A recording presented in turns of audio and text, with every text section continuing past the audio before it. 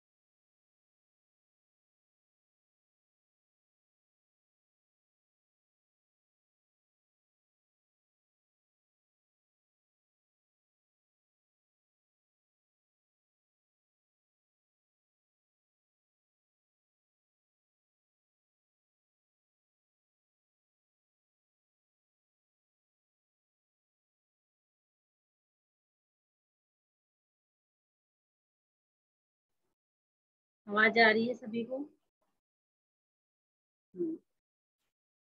देखो हम कहाँ पर थे पहले। हम्म हमने पहला पैराग्राफ पढ़ लिया था, ठीक है। हम्म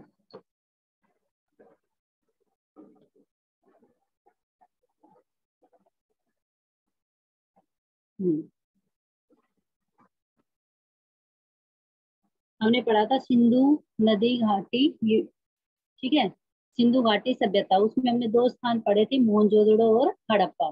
ठीक है, तो मोहनजोदड़ो और हड़प्पा में जो स्थान मिले हैं उनकी तुलना किससे की गई है?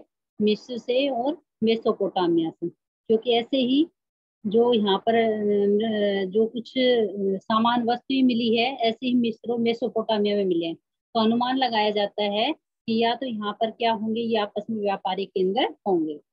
ठीक है। फिर है अन्य इमारतें, फिर कहा है कि मोहनजोदड़ो में दो तरह की इमारतें मिली है।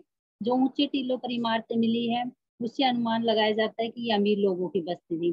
जो नीचे टीलों पर और जो कच्चे मकान मिले हैं, जो टूटे फूटे मिले हैं, ठीक है, खुदाई में जो खंडर के रूप में मिले हैं, तो वहां से अनुमान लगाया जाता है कि यहाँ पर जो मजदूर लोग थे, ठीक है, जो मध्यम वर्गीय लोग थे, वो रहते थे। फिर उसके बाद कहा है कि हमें एक जो चबूतरा मिला है, उसके पश्चिम में एक गढ़ मिला है, ठीक है, जहाँ से कहा जाता है प्रशासनिक कार्य किया जाता था, जहाँ पर सभा भवन भी थे।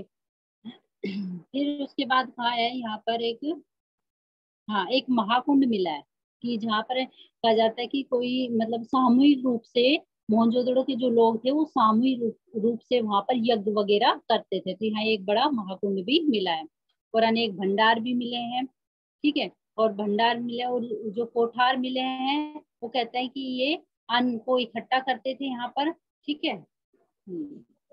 अब उसके बाद हम पढ़ेंगे।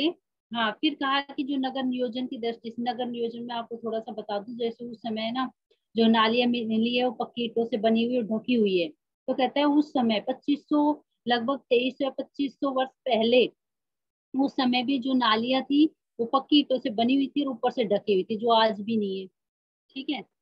फिर उसके बाद कहा है कि जो पहले जो आज की उसमें, आज के वर्तमान में दो शहरों से तुलना की गई नगर नियोजन में, जो आज चंडीगढ़ और इस्लामाबाद। अब है नगर की बसावट, यहाँ पर थे हम, ठीक है, ये तो रिवीजन चल रहा था, नगर की बसावट। सिंधु की बाढ़ से बचने के लिए इस नगर की सभी इमारतें मानव निर्मित कच्ची पक्की ईंटों से बनाए ऊंचे टीलों पर बनाई गई थी। सिंधु नदी थी ऊपर, मैंने कहा था हिमालय से निकली सिंधु नदी और पूरे जम्मू कश्मीर में होते हुए पाकिस्तान में जा रही है। तो कहते हैं सिंधु में बाढ़ से बचने के लिए इस नगर की सभी इमारतें मानव निर्मित थी, मनुष्य द्वारा निर्मित थी, कच्ची और पक्की ईंटों से बनाए गए ऊंचे टीलों पर बनाई गई थी। और इमारतें अधिकतर कहाँ बनाई गई थी, बड़ी बड़ी जो इमारतें बनाई गई थी, जो कई मंजिला इमारतें बनी हुई है, वो ऊंचे टीलों पर मिली है। ठीक है, ऊंचे टीलों पर बनाई गई। इस नगर की चौड़ी सड़कें एवं लंबी गलियां, चौड़ी सड़कें हैं, लंबी गलियां हैं, कमरे, रसोई, खिड़की, सीढ़ियां आदि एक संतुलित नियोजित शहर का सुंदर नमूना है। मैंने आपको बताया था जो मतलब इनके जो ये यहाँ पर है, जो घर मिले हैं, ठीक है, इसमें से तो इनकी जो पद्धति थी, बनाने की जो पद्धति थी, वो एक जैसे थी। उसके बाद कहा है महाकुंड। सिंधु घाटी सभ्यता का सबसे बड़ा आकर्षण में महाकुंड है, जो आधुनिक सभ्यता को भी अपने नियोजन के आगे नीचा दिखा रहा है। 40 फुट लंबा, अब तुम देखो कितने, 40 फुट तो वो क्या था, लंबा था, सॉरी 40 फुट क्या है, वो लंबा है, 40 फुट लंबा है, 25 फुट चौड़ा है। 40 फुट तो क्या है, लंबा है, 25 फुट चौड़ा है और 7 फुट गहराई है। 40 फुट लंबा, 25 फुट चौड़ा और 7 फुट क्या है, उसकी गहराई है। इस कुंड में उत्तर और दक्षिण से सीढ़ियां उतरती है। एक तो उत्तर दिशा से उतरती है उसमें सीढ़ियां, और एक दक्षिण से। उत्तर में एक दूसरे से विपरीत दिशा में खुलते मुंह वाले 8 स्नान घर हैं। उत्तर में एक दूसरे से विपरीत दिशा में खुलते हुए, एक दूसरे से बिल्कुल विपरीत दिशा में खुलते हुए कितने स्नान घर हैं, 8। ठीक है, 3 और साधुओं के कक्ष पक्की ईंटों के बने हैं। 3 और साधुओं के जो कक्ष है वो पक्की ईंटों के बने हैं। कुंड का तल और दीवारें चूने और पक्की ईंटों की बनी हुई है। 3 और साधुओं के कक्ष है वो पक्की ईंटों के बने हुए, और उन कुंड के पास ही साधुओं के कक्ष मिले हैं जो पक्की ईंटों के बने हैं। कुंड का जो तल है नीचे, जो हमने पढ़ा है 7 फुट गहरा है, दीवारें चूने की है और पक्की ईंटों की बनी हुई है। पानी की व्यवस्था दोहरे घेरे वाले कुएं से की गई है। पानी की व्यवस्था कहाँ से की गई है, कुएं से। कुंड के पानी को बाहर निकालने के लिए नालियां बनाई गई है। अब वो कुंड 7 फीट तो गहरा है ना, उसके पानी को निकालने के लिए पक्की नालियां बनाई गई है, जो पक्की ईंटों की बनी और ढकी हुई है। पानी निकासी का यह सुंदर ढंग इतिहास में हमने पहले कभी नहीं मिलता। बताओ आज का नगर नियोजन है इतना सुंदर, जो इतने 2300 लगभग 2500 साल पहले की बातें कर रहे हैं। ठीक है, ये बच्चे कहाँ गए भाई।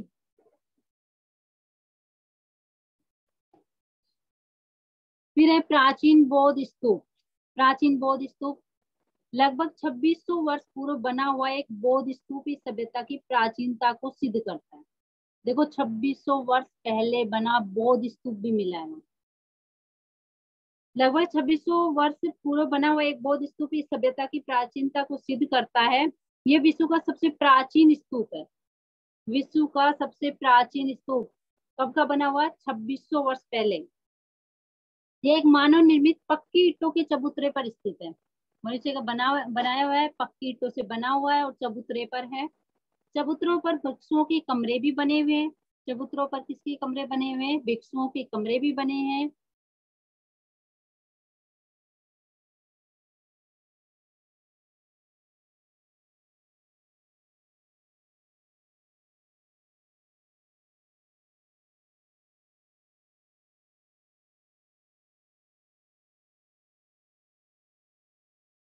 मतलब गढ़, एक बहुत बड़ा गढ़ है, गढ़ बोले थे उस समय अपने, जो अब गढ़ बोले तो किले। ठीक है, तो वो गढ़ के एक सिरे पर स्थित है, क्योंकि राज्य सत्ता और धर्म सत्ता के केंद्र चार दीवारी के भीतर ही होते थे। जो भी धार्मिक कार्य होते थे वो भी अंदर होते थे, और जो राज्य मतलब जो राजा था उस समय, जो होते थे वो भी उस समय ही होते थे, उसी में ही होते थे। यह इमारत आज तक अपने मूल स्वरूप में बची हुई है, बाकी सब खंडर हो गई। जो ये इमारत है कौन, प्राचीन बौद्ध स्तूप, वो आज भी मूल स्वरूप से बची हुई, बाकी सब क्या है, खंडर के रूप में, टूटे फूटे रूप में मिली।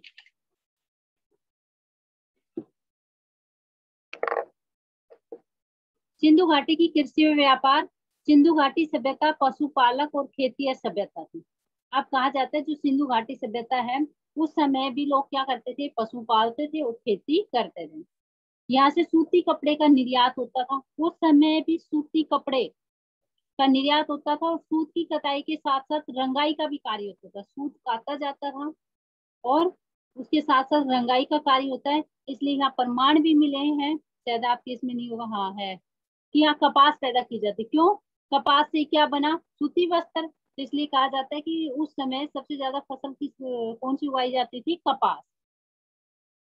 इससे सिद्ध होता है कि यहाँ कपास पैदा होता था। इसके अलावा और देखो कौन कौन सी फसलें हैं, ज्वार है, बाजरा है, रागी, जौ, खजूर, तरबूजा और अंगूर भी पैदा किया जाता था।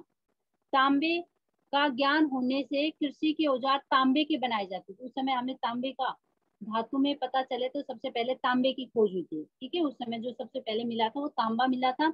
और जो उनकी जो खुदाई के जो मिले हैं, खुदाई के जो औजार मिले हैं वो तांबे के मिले हैं। ये सब उन्नत खेती अर्थव्यवस्था होने के प्रमाण। तो इन्हीं आधार पर जो तांबे के कुस्से कुल्हाड़ी जो ये मिले हैं, इन्हीं आधार पर अनुमान लगाया जाता है कि उस समय लोग खेती करते थे।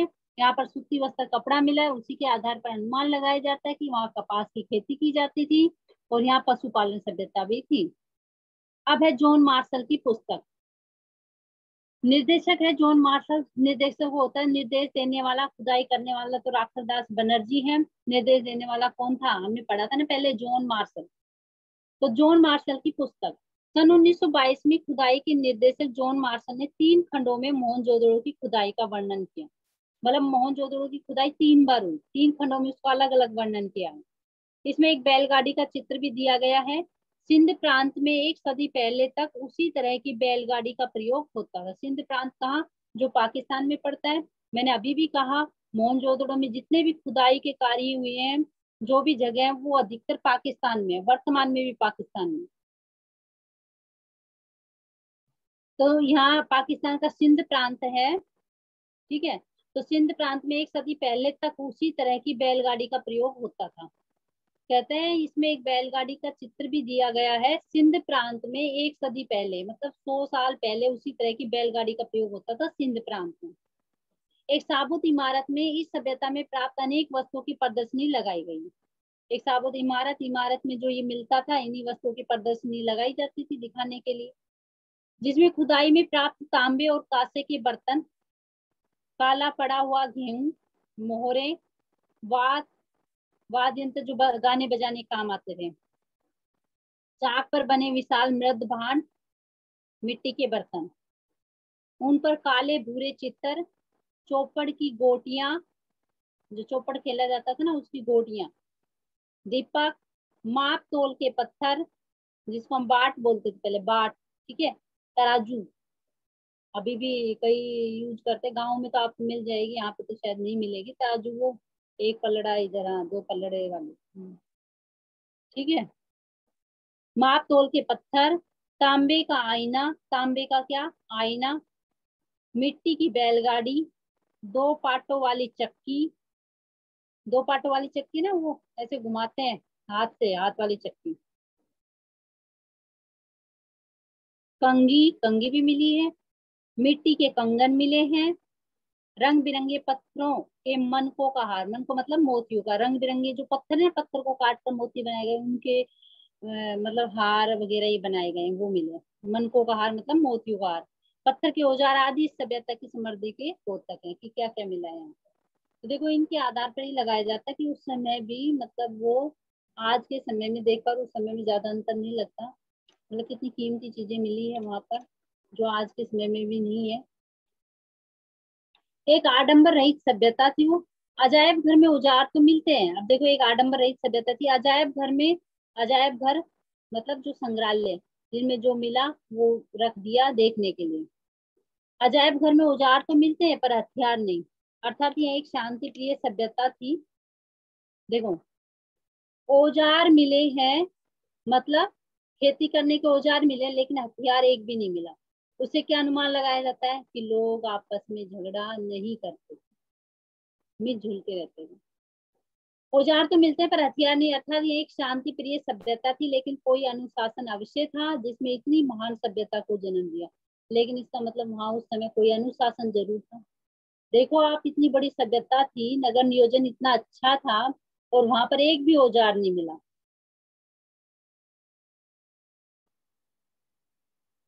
यहाँ भव्य महल, मंदिर, राजाओं की समाधियां नहीं मिलती। देखो कोई भी भव्य महल नहीं मिलता। ये कहा जाता है कि जो राजा थे वो जैसी प्रजा रहती थी वैसे ही इमारतों में रहते थे। ठीक है, तो कोई भी भव्य महल नहीं मिले, कोई मंदिर, राजाओं की समाधियां नहीं मिली। नरेश के सिर पर साधारण मुकुट है, छोटी नावें हैं। ये भी नहीं है कि भाई राजाओं के लिए अलग बड़ी बड़ी नावें हैं, नहीं। नरेश के सिर पर साधारण सा मुकुट है, छोटा सा। उपयुक्त तथ्यों के आधार पर इस सभ्यता को लघुता में भी महत्ता की सभ्यता कह सकते हैं। क्योंकि बाद के राजा, आपने राजा देखे होंगे ना, बाद के राजा के पास तो सिंहासन होता था, सोने का सिंहासन पे बैठते थे, सोने के बर्तनों में खाना खाते थे। तो उस समय कहते हैं जो राजा था उसमें आडंबर रही थे, बिल्कुल प्रजा के साथ मिलजुल कर रहते थे। मोहनजोदड़ो और हड़प्पा सभ्यता, ये एक समृद्ध नगर सभ्यता है। यहाँ के लोगों में कला का महत्व ज्यादा था। उनकी वास्तुकला, नगर नियोजन, धातु पत्थर की मूर्तियां, खिलौने, सुगढ़ अक्षरों की लिपि उनके सौंदर्य भाव को प्रस्तुत करते हैं। पुरातत्वविद काशीनाथ दीक्षित के नाम पर डीके क्षेत्र और डीकेजी क्षेत्रों में शहर का विकास दिखाया गया। एक कौन है? काशीनाथ दीक्षित का नाम आया है। पहले तो पुरातत्ववेत्ता में राखलदास बनर्जी का नाम आया है, दूसरा नाम किसका आया है? काशीनाथ दीक्षित के नाम पर डी के क्षेत्र और डी के जी क्षेत्रों में शहर के विकास दिखाया गया है, मतलब इन्होंने खुदाई की है। 33 फुट चौड़ी बहुत लंबी सड़कों के दोनों ओर घर है। और फिर इनको क्या मिला है कि 33 फुट चौड़ी सड़क है, बहुत लंबी, 33 फुट चौड़ी और बहुत लंबी सड़कों के दोनों ओर घर है। इधर भी घर है, इधर भी घर। कितनी चौड़ी है? 33 फुट। लेकिन सड़क की ओर दरवाजा नहीं, दरवाजा अंदर गली में खुलते हैं। सड़क की ओर मैंने कहा था ना, पीछे की तरफ सब दरवाजे एकदम पीछे की तरफ खुलते हैं। दरवाजे अंदर गली में खुलते हैं। सड़क के दोनों ओर समानांतर बनी और ढकी हुई पक्की नालियां हैं। हर घर में स्नान घर, बस्ती में कुएं बने हैं। पूरे मोहनजोदड़ो में लगभग 700 कुएं। पूरे मोहनजोदड़ो में कितने हैं? लगभग 700 कुएं। ये जल सभ्यता भी कही जाती है। क्या कहा जाता है? यह जल सभ्यता भी कही जाती है, क्योंकि 700 कुएं मिले। ये तो मतलब जल भरमार था, उस समय पानी की कमी नहीं थी। डीकेजी क्षेत्र में घरों की दीवारें ऊंची और मोटी हैं। जो डीकेजी क्षेत्र है, जिस क्षेत्र का नाम दिया गया है, उसमें घरों की दीवारें वो ऊंची है, मोटी है। यहाँ 2 मंजिल के मकान रहे हैं। अधिकतर 30 × 30 फुट के मकान है यहाँ पर। मुखिया के घर में 2 आंगन और 20 कमरे हैं। जो मुखिया था, मुखिया के घर में 2 आंगन है और 20 कमरे हैं। घरों की खिड़की और दरवाजों पर छज्जे नहीं है। घरों की जो खिड़की दरवाजे उन पर छज्जे नहीं है। अच्छी बारिश होती थी, पानी की अधिकता थी। समापन, सिंधु के पानी के रिसाव के कारण मोहनजोदड़ो की खुदाई का काम बंद कर दिया गया। यह क्षार और दलदल की समस्या हो जाने से मौजूदा खंडरों को बचाकर रखना भी कठिन हो गया। तो सिंधु के पानी के रिसाव कारण मोहनजोदड़ो खुदाई का काम बंद कर दिया। क्यों बंद कर दिया? क्योंकि जो सिंधु नदी जा रही है तो उसके पानी का रिसाव हो गया, तो भूमि क्या हो गई? दलदल हो गई। और जो मिला है वो खंडर के रूप में, जिसको हम सुरक्षित रख रहे हैं, आज भी जो दिखाया जाता है, फिर वो नष्ट हो जाता है। ज्यादा खोदते तो दलदल हो जाता है, तो वो भी दब जाता है। इसलिए खुदाई अब बंद कर।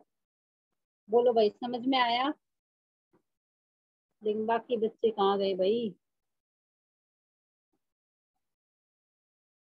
माई और अनिद्या नहीं है? हम्म। बोलो भाई, समझ में आया? अतीत में दबे पाव, यस या नो?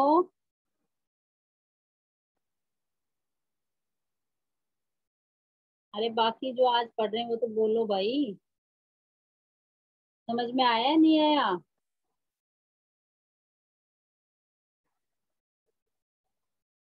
हम्म।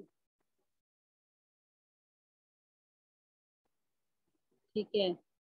अभी तो बेटा ये चैप्टर अभी इतना आसान नहीं है जितना आपको लग रहा है अभी। जब हम पीछे इसके क्वेश्चन देखेंगे, अलग अलग है और बहुत इंपॉर्टेंट चैप्टर है ये। इसमें से तो आप 3 नंबर तो मान के चलो, इसमें 3 नंबर का क्वेश्चन कहीं नहीं जा रहा। पेपर में आए ही आएगा। सर ये आपकी 12 नंबर की बुक होगी, ये भी तान 12 नंबर की है ये बुक। ठीक है, तो इसमें से तो 3 या 4, 3 से भी ज्यादा का आ सकता है। ठीक है, लगभग 4 नंबर का तो लेके चलो। एक छोटा क्वेश्चन भी दे सकते हैं, क्योंकि अब की बार जो पैटर्न में है वो छोटे क्वेश्चन भी आएंगे, 5 या 6 जिस हिसाब से बुक बनाई गई है उस हिसाब से। तो ठीक है। तो हम इसके सारे क्वेश्चन पढ़ेंगे। बस आपका काम है आज जो पाठ का सारांश है इसको एक बार पढ़ के आना, नहीं समझ में आया फिर बताना। अभी 2-3 बच्चे और रह गए हैं जो डेली पढ़ रहे हैं, अभी क्लास नहीं ली उन्होंने, तो ये मैं तो एक बार दोबारा भी करना पड़ेगा। ठीक है, तो इसको एक बार रीड करना है, एक बार पढ़ने से ये चैप्टर मैं अभी भी कह रही हूँ, अभी भी शायद आपके ऊपर से गया होगा। ठीक है। आप सब यस यस बोल रहे हो, लेकिन जब मैं आपसे पूछूंगी ना तो आपको नहीं आया समझ। मेरे को पता लग जाता है कहाँ समझ आया है कहाँ नहीं। आपको पहला पैराग्राफ समझ आ गया, पीछे से आपको समझ नहीं आया है।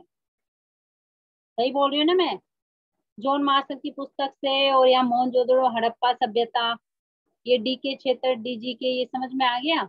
मैंने आपको विस्तार से बताया ही नहीं है, आप सब कह रहे हो यस यस समझ में आ गया। हम्म कल आपका वर्क यही है कि आप इसके पाठ के सारांश को पढ़ना पहले। ठीक है, फिर हम एक एक क्वेश्चन पढ़ेंगे इसमें से। ठीक है, तो हमारे क्वेश्चन में क्लियर हो जाएगा ये जो आपके आगे का है ना ये वाला, किसमें कौन कौन आया है, निर्देशक कौन है।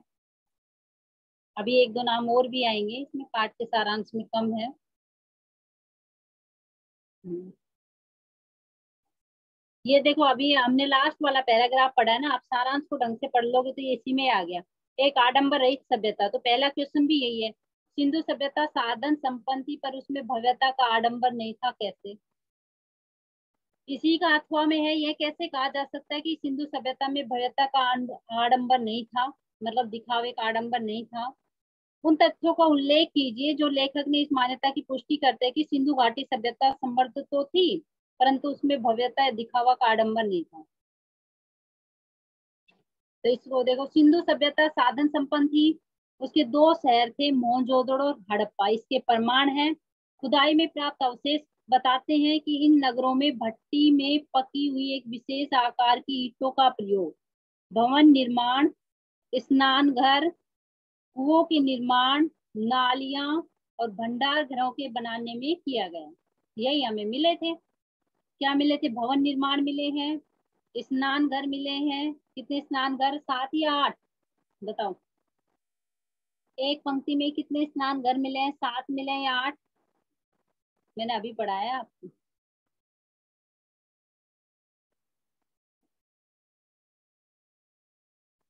कुओं के निर्माण, नालियों और भंडार घरों के बनाने में किया गया है। चौड़ी सड़कों पर बैलगाड़ियां माल ढोती थी। सड़कें, जो सड़कें थी वो कितनी चौड़ाई चौड़ाई कितनी थी सड़कों की, बताओ?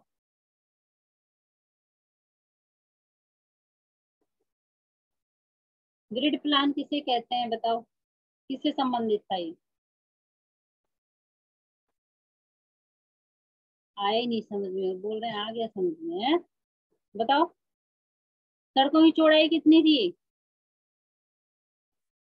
अब है ना, हाँ या ना में मेरे को कुछ बोला करो, मजे नहीं आते ऐसे पढ़ाने में।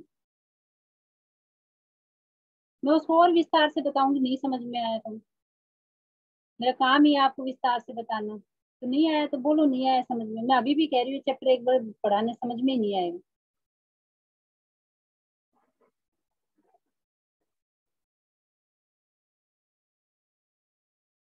प्रियंका, निर्मल, गुनगुन, नहीं आया ना बेटा?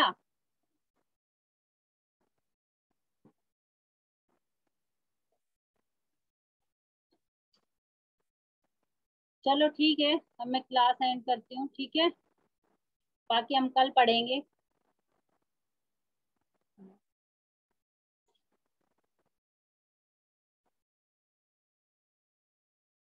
ठीक है बच्चों।